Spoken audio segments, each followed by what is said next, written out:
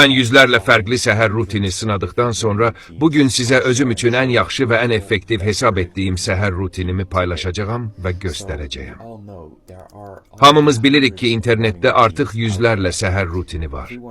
Hər kəs öz rutininin ən yaxşı olduğunu deyir və yəqin ki, doğrudur. Çünki səhər rutini çox fərqlidir. Hər kəsin həyatı fərqlidir. Gündəlik rejimi, məsuliyyətləri, işləri və məqsədləri dəyişir. Yəni, hamıya uyğun tək bir ideal rutin yoxdur.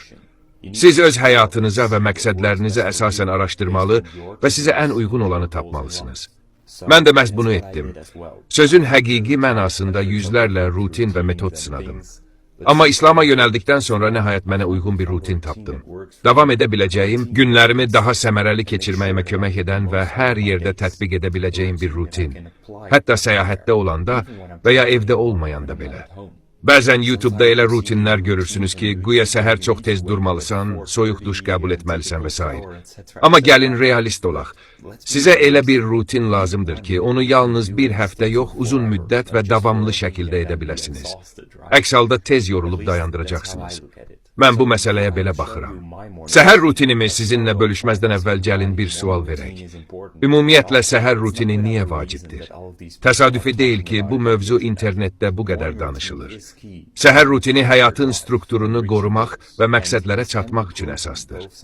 Bunun həm elmi, həm də İslami əsasları var.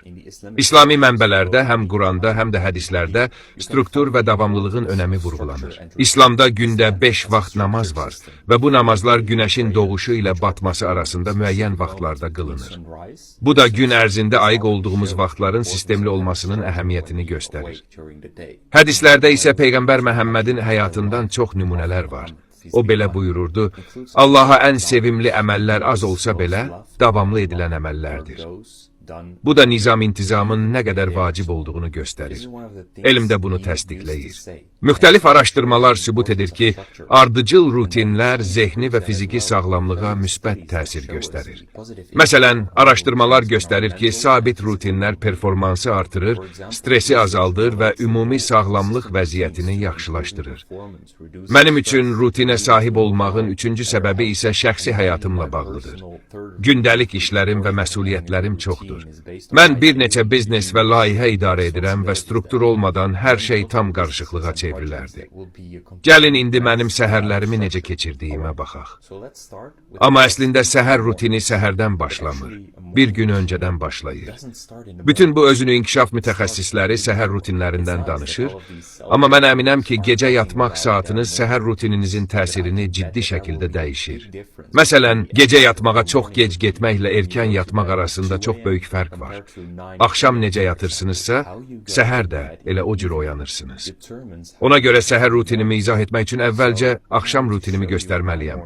Hazırda qışdır, ona görə də günün son namazı olan işa namazı artıq erkən vaxtda olur.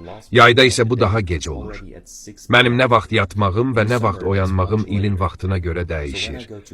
Amma iki şey var ki, mən həmişə etməyə çalışıram. Birincisi, ən azı 7-9 saat keyfiyyətli yuxu almaq.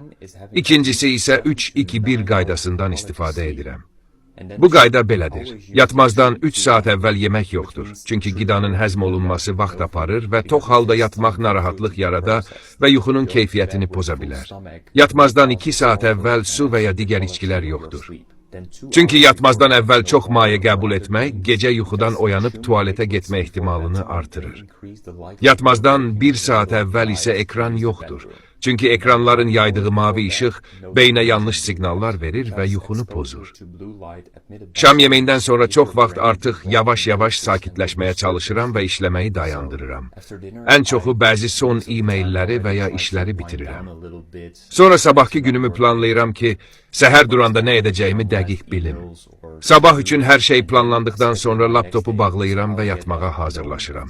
Rahat paltar geyinirəm, özümü səliqəyə salıram, dişlərimi fırçalayıram və s.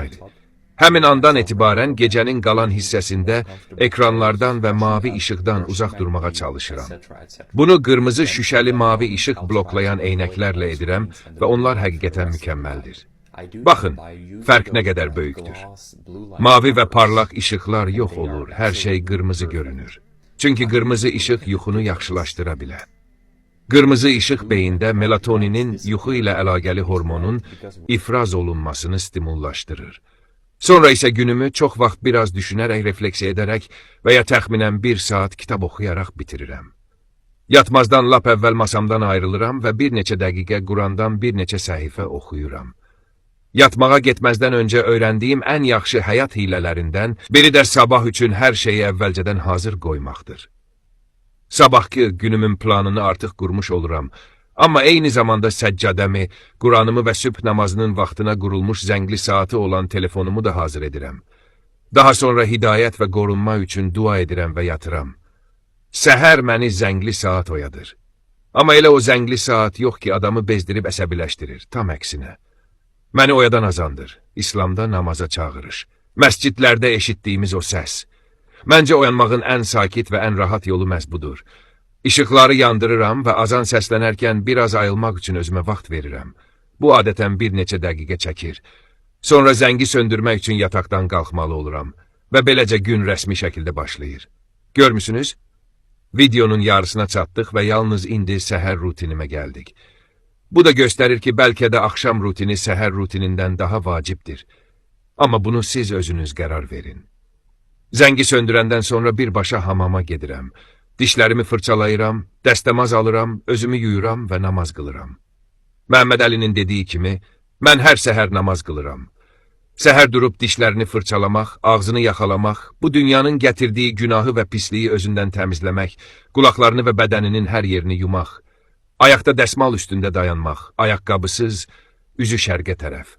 Kainatı yaradan Allahdan məni daha yaxşı etməsini, daha güclü etməsini, mənə daha çox güc verməsini istəmək. Bu gün ərzində 5 dəfə edilir. Mən də həmişə sübh namazından bir neçə dəqiqə əvvəl oyanmağa çalışıram ki, əlavə 2 rükət namaz qılım. Çünki Allahın elçisi buyurub, sübhdən əvvəl 2 rükət bu dünya və ondakı hər şeydən daha xeyirlidir. Bu da İslamda strukturun və günə tez başlamanın nə qədər böyük əhəmiyyət daşıdığını göstərir. Namazı bitirdikdən sonra yenə Qurandan bir neçə səhifə oxuyuram. Necə ki, axşam yatmazdan əvvəl oxumuşdum. Bəzi günlər daha çox, bəzi günlər daha az oxuyuram. Amma günə və günü bitirməyə, mənəvi biliklə başlamaq və bitirmək çox gözəldir. Xüsusilə də ətrafımızdakı bu materialist və qarışıq dünyada. Bu, mənə böyük daxili rahatlıq verir və günümə düzgün şəkildə başlayıb düzgün şəkildə bitirməyimi təmin edir. Sonra qısa bir dartınma edirəm və birbaşa işə başlayıram.